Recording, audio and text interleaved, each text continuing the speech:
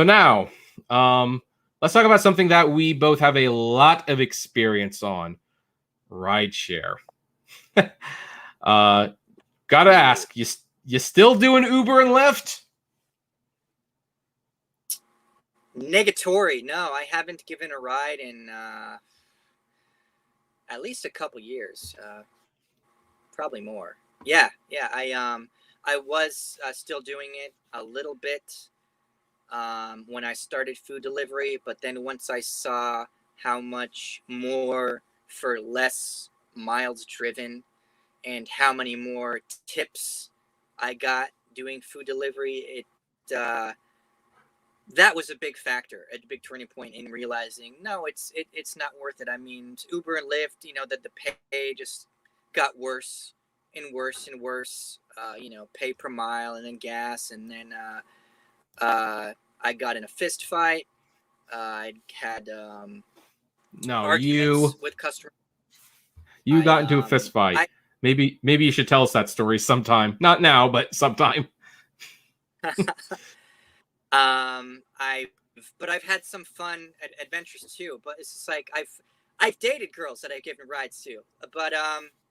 But those were just few and far between. Every once in a while, something crazy like that would happen. It just wasn't worth the from time to time lottery reward against all the negatives to make it worth it, when I could drive very fewer miles, get paid more money, and people tip when you give them food. So no, I'm not still doing that. It's been a minute, and I don't regret it. Yeah, well, a lot of people feel the exact same way as you do. In fact, ever since the pandemic and ever since Uber and Lyft broke their promises about better wages and having all this flexibility to drivers once Prop 22 passed, which I totally saw coming, by the way, people have not been returning to Uber and Lyft. For that matter, as a result of that, Uber and Lyft customers are finding themselves very, very pissed. Because what happens when drivers don't get on the road? Well, few things happen. One, you don't get your ride as fast. Second, you might not get a quality driver if all the quality ones decided they didn't want to come back. And third, you're going to be paying a lot of money for those rides. And this has put Uber and Lyft in such a conundrum because they tried so hard to fix it. And the usual spiel about how this worked is when Uber and Lyft needed drivers on the road, like yesterday, they would give out some BS promotion. Hey, you take 10 rides, we'll give you an extra $25, something like that. Well, those didn't work. Then they decided, okay, hey, look, if you give 10 rides, we'll give you $100. No, that didn't work.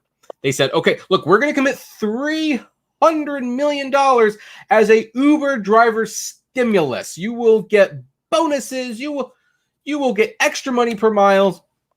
Didn't work. It even got to the point where my wife got an email. You can almost hear them begging, like, please, if you take 3 rides, we will give you $100, which, even I was kind of like, honey, you can knock that out in like an hour or so. That's a nice little payoff, don't you think? And she was like, no, don't want to do it. Don't want to do it.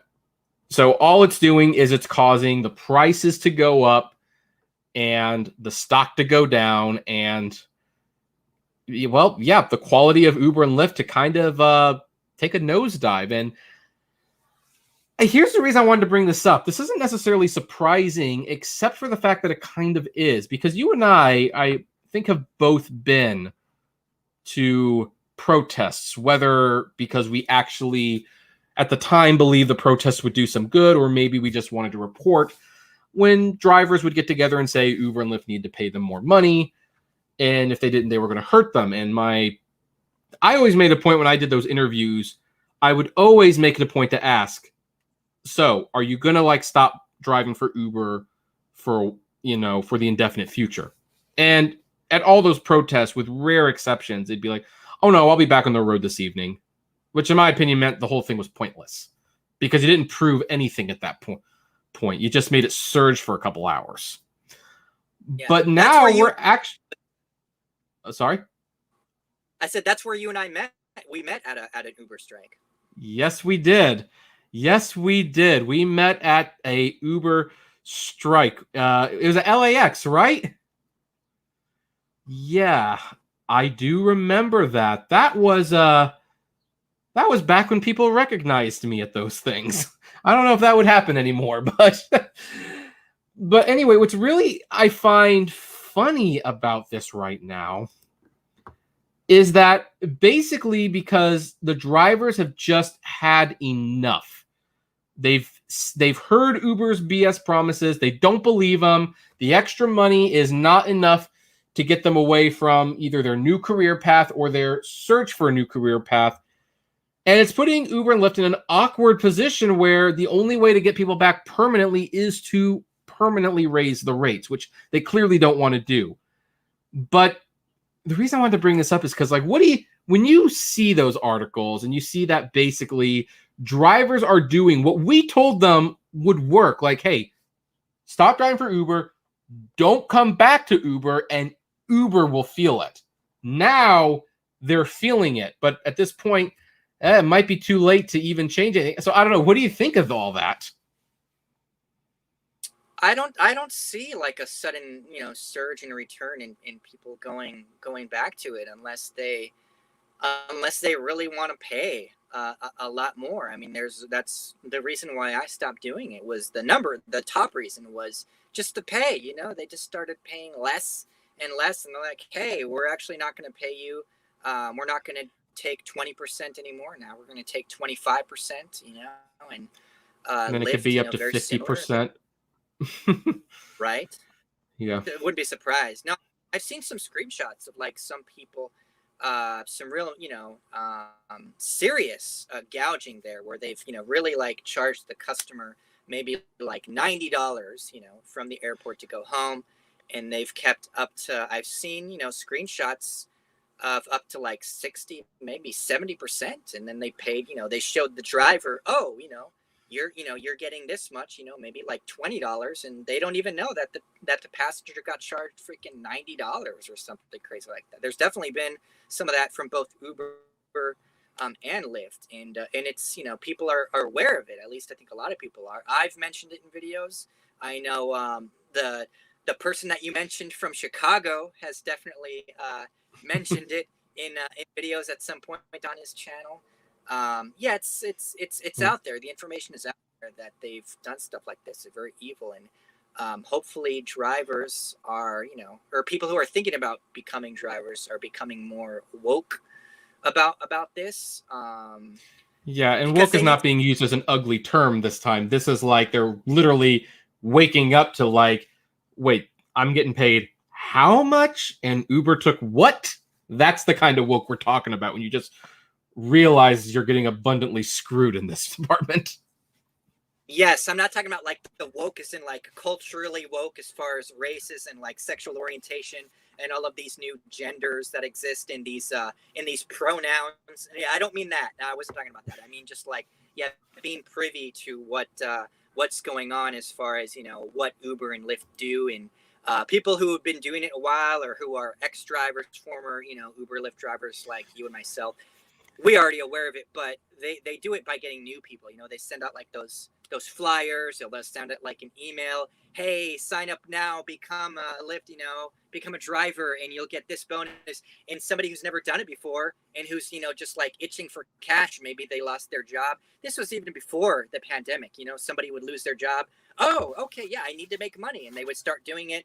And then eventually, they started doing it full time. And those were the people who, by the way, not to like veer off topic too much, but yeah, those are the types of people who were wanting to like, were going for AB5 and wanting to vote no on Prop 22 because they wanted to turn it into a job because they lost their previous job. But right. Yeah, a lot of people who have not driven before, yeah, they don't know. They fall into it, and that's why there's such a high turnover rate. They'll send those guarantees, those bonuses, sign up, do your first whatever rides and you get this much. And so, yeah, if they can get some new people that way, great. but eventually, I mean, I think, I would guess they'll run out of new people to, suck into their little game. And then after, 6 months, they realize how much it sucks. And, oh, this is what I'm making now. That's not very good. So I don't So see it. I don't see it all of a sudden getting a bunch of people. yeah, it's actually funny that you mention when people realize, because my second wave of popularity came, and this is why I tell people you don't necessarily need to have the fanciest editing in videos. You just have to have something really important to show and say. I had gotten a screenshot, someone emailed it to me, where they had done a ride that was like $112. And of that ride, they got 20. And Uber took more than $80. And I put the screenshot up. I did an audio voiceover, and everybody picked it up. That video got hundreds of thousands of views, and it was like, there was a part of me that was kind of believing my own hype that, oh, geez, people will see this and they'll go like, wait a minute, what am I doing? Like, this is not what I want. And it didn't really happen. Some people left, but then new people came along, and it didn't really change anything. But now that the pandemic has come along, and probably financially, because here's one of the reasons I think they're having a hard time luring people back, even with bonuses, aside from the fact that the horror stories are all out there. But I think it's because the pandemic has so decimated people's financial situation that even a bonus, they look at that bonus and they're like, yeah, it's just not enough. It's not enough. We can't, especially with rising gas prices. I mean, we can't justify that. So that's what I think might be going on with that. I'm personally having fun just finally, because I always said, look, Uber is going to eventually run out of people to convince to buy into this nonsense. And I'm wondering if we're actually at that point where they've burned through most of their people, and now the vast majority of people see Uber for what it really is. And it's like, yeah, no, we're not going to do this. Like, it's not even, the bonus isn't even worth it anymore. Like, you have to substantially pay me better. Yeah, I like what rideshare source driver commented here. I once declined over 200 trips from 505 to 550 on Lyft, and I got a $5 power zone. And then, and then he also said, imagine full airport lot, 200, 300 cars, and all available, and declining. That's the way to go. That would be pretty funny. Yeah.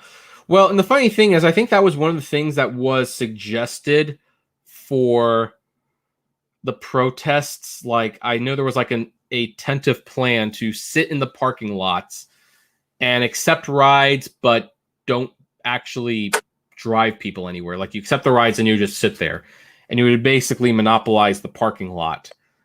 And then at one point, even customers figured out what's going on. They're like, hey, look, we'll give you a $50 tip if you'll come pick us up.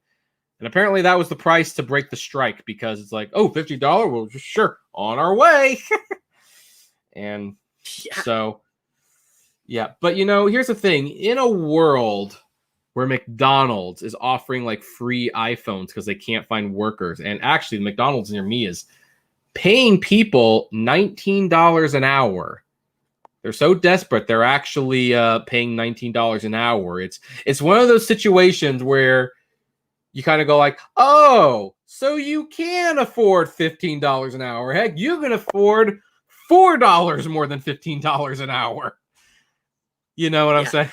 But in a world of that, I am not terribly surprised at all that Uber's lack of caring and their arrogance finally caught up with them. The fact is, people are fully aware that Uber will not take care of them in the long run. They are fully aware at this point that, yeah, there's some nice bonuses now, but you know what?